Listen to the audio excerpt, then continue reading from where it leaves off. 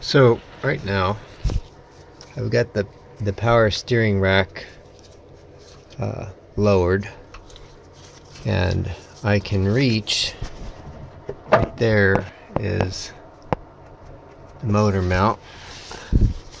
Reach it from a couple different angles, but and there's some room up in there where it can go, but at this point I'm not sure if it should come up over the axle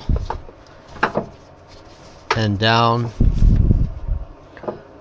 between here and here. Let's see if I can get that between here and here, or if it comes under the axle where it is right now.